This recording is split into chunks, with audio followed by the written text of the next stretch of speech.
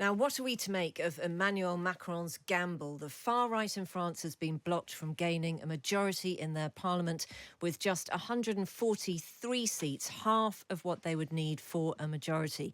But it comes at the cost of a hung parliament with the far left, the single largest party. The marriage of convenience between the president's centrists and the left will have to continue if they are to form a government.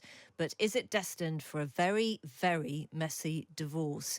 And do you need to draw a diagram in order to understand all of that? We feel that we need to. We're going to ask for the help of Hélène de Lauzun, who's the Paris correspondent for the European Conservative, a right-leaning publication. Hélène, very good afternoon from us in London. You have said that a leftist coalition win in France creates an ungovernable country.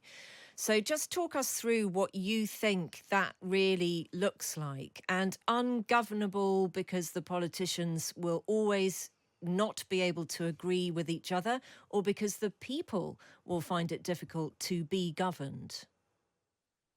I think that will be ungovernable for both reasons.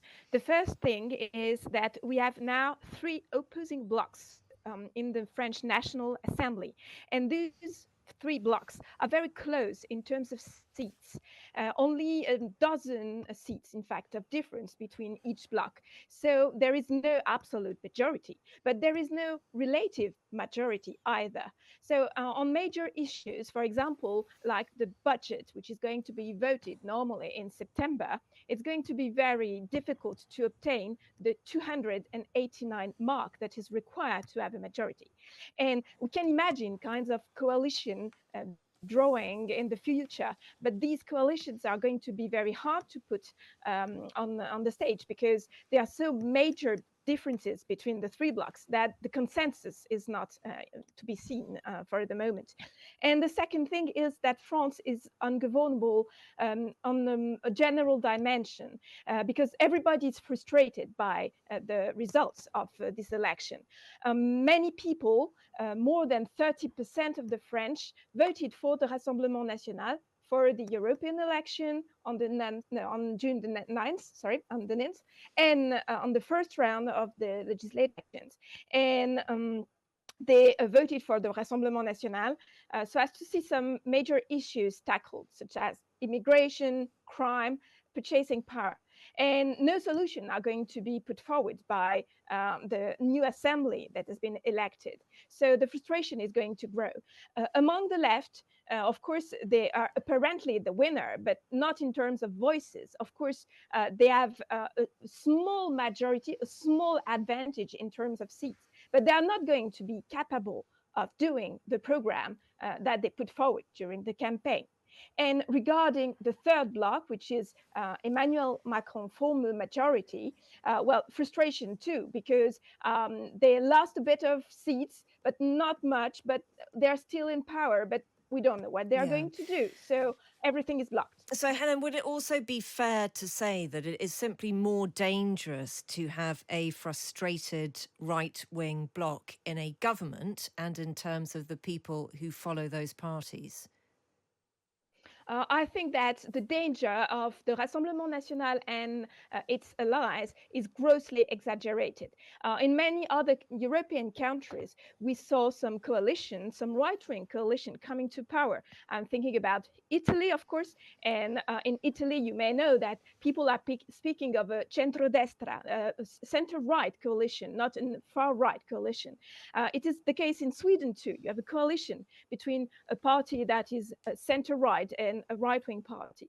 And we don't see the disaster that was announced in the mainstream press here in France. I would just like to mention, for example, the front of a leftist newspaper, Libération, saying that there would be deaf people in the street if the Rassemblement National was elected. I think that it was grossly exaggerated. What we have now is riots in the street yesterday evening in Paris. And at the origin of these riots, it was the far left. It was not the far right. So many French people voted to avoid a danger that was largely fantasized and no positive issue is in sight. Sure. We don't have much time left, and I know this is a very big question I'm going to ask you, but let's give it a go. Jordan Bardella from the National Rally, as we interpret it, has said that at a European level, his party will be joining the Patriots for Europe group. Now, that is something recently launched by Viktor Orban of Hungary. Is it a very powerful thing? And would you be able to just tell us what's the point of that? Why is that needed within Europe at the moment? And isn't that quite frightening if one of its stated aims is to end support for Ukraine? I wouldn't say it's frightening because I don't like. Usually, leftist people say you don't have to raise fright and fear among people. So I would like people to do the same thing about the right. It's not frightening. It's just another balance within the European Parliament. And in the question of Ukraine, I think that all the parties have been very clear.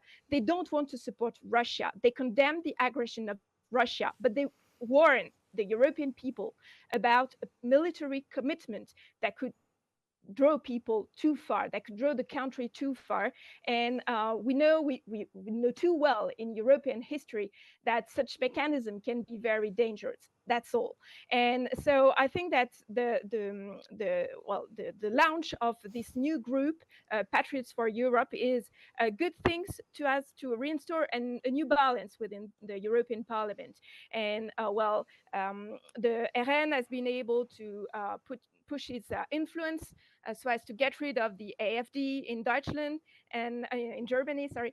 And so we have a new force that is emerging, and I think it can be only a positive thing for the global political dialogue. Sure.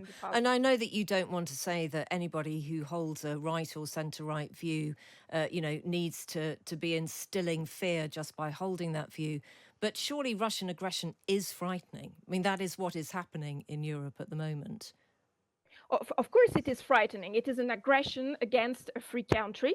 But I don't think that sending military troops from European country will change the situation to the better. And I think that we have to explore any kind of ways, including dialogue, so as not to go into a bigger conflict. Sure. Hélène, thank you very much indeed for your time this afternoon. Hélène du Lauzun is the Paris correspondent for the European Conservative. And we'll dip into some sport in a moment.